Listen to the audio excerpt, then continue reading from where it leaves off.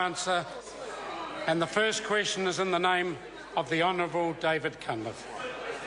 Thank you, Mr Speaker.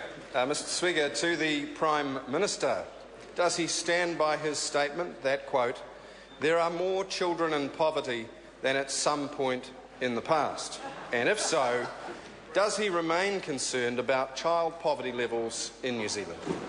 The Right Honourable Prime Minister. So yes, and I think all New Zealanders would like to see child poverty levels lower. That's why the government is investing hundreds of millions of dollars in helping people get off welfare benefits and into work, because full-time paid work is the best way of lifting children out of poverty. That's why we've borrowed billions of dollars to maintain income support for lower-income families through a very significant recession. And that's why we're doing concrete things to help families, for example, through home insulation, free after our visits to the GP, increased funding for ECE, increased immunisation, rheumatic fever prevention and the Children's Action Plan.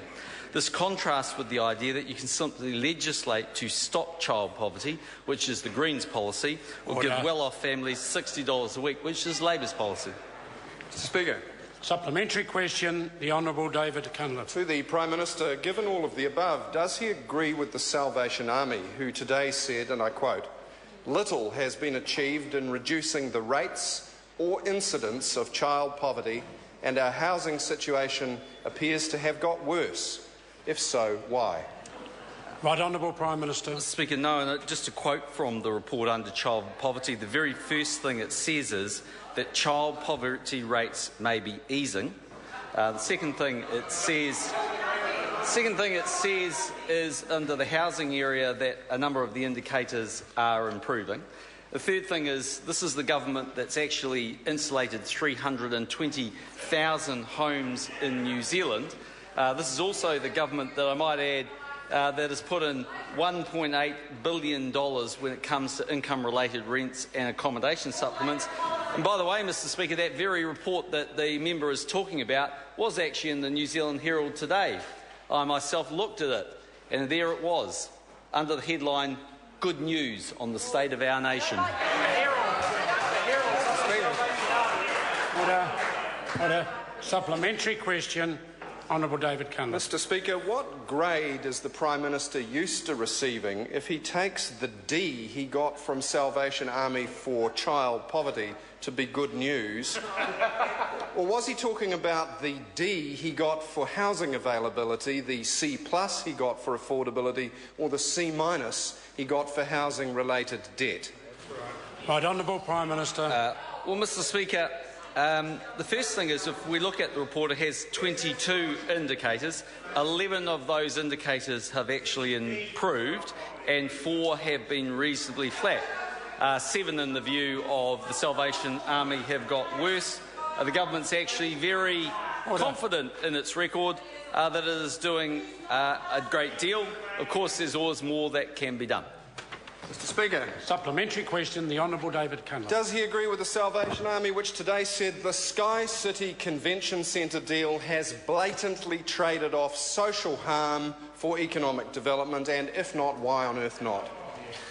Right Honourable Prime Minister. Mr Speaker, no, and I'm a little bit surprised the members asked that, because under their indicators in the report on social hazards, actually gambling per capita has gone down, and it gets the nice big green tick up, actually, under a national-led government. Grasping at straws, Mr Speaker. Order. Supplementary question, Honourable David Cunliffe. Supplementary, Mr Speaker, he's grasping at straws. Does the Salvation Army's finding that housing availability is rated as, quote, "no progress or going backwards," concern him, or does he think that's good news too? Right Honourable Prime Minister. Mr Speaker, if the author of that report really meant what they said, then the author actually needs to get out a bit more, because this is a government. This is a government that has done in Auckland a housing accord, which that government sat on their hands and did nothing for. This is a government that's actually reformed, Mr Speaker, both building practices in New Zealand and planning. This is the government that's overseen interest rates which are 50% of what they were. Mr. Speaker, that government sat there for year after year after year and did absolutely nothing. And by the way, Mr. Speaker, the officials that used to advise Helen Clark are some of the same officials that advised me, and they spent virtually their entire time in DPMC giving her advice on housing, for which she did absolutely nothing. So if the author doesn't understand he should go and read what the government's doing. Full of sound and fury, signifying nothing, Mr. Speaker. Supplementary question, the Honourable David Cunliffe. Mr. Speaker, when the Prime Minister gets out more in the leafy suburbs of Parnell and St Stephen Ave, I'm sure he will notice that rents have gone. I thought they would get them going. Order. The level of interjection is unacceptable, but it would be helpful if the Leader of the Opposition could phrase his question slightly differently. Supplementary question, Honourable David Cunliffe. Order. Here to help, Mr. Speaker. Mr. Speaker, with rents up 17% nationwide, 18% in Auckland and 37% in Christchurch since he took office, how does the Prime Minister expect struggling families to afford a roof over their heads? Right, Honourable Prime Minister. Mr. Speaker, two things. The first is that the government has put $1.8 billion in the last 12 months alone into subsidising housing through income-related rents and the accommodation supplement. The second thing, Mr. Speaker, is yes, I live in Parnell and I'm proud of it. That member lives in Herne Bay, just doesn't want his supporters to know he does. Mr. Speaker, he's just jealous because he can't get a decent coffee east of the bridge. Can the member just proceed with his supplementary question? Mr. Speaker. Supplementary question. Order.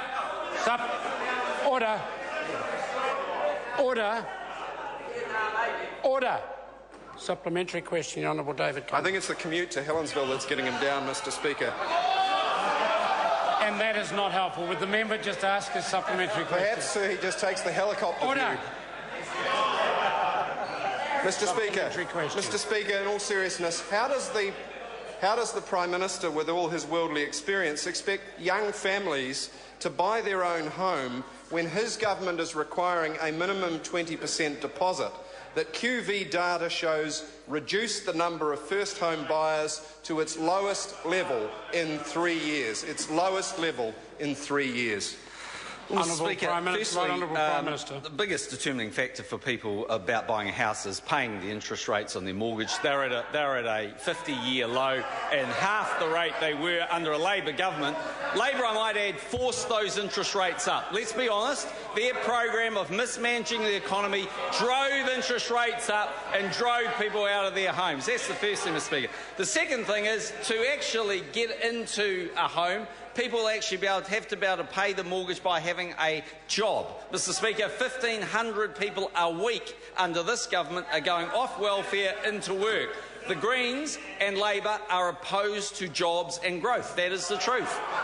Mr. Speaker, supplementary question. What does the Prime Minister say to the struggling middle-income families who a major bank predicts, if they're on a $500 a week mortgage now, will be paying another $136 a week within 3 years because of the interest rate rises under his government?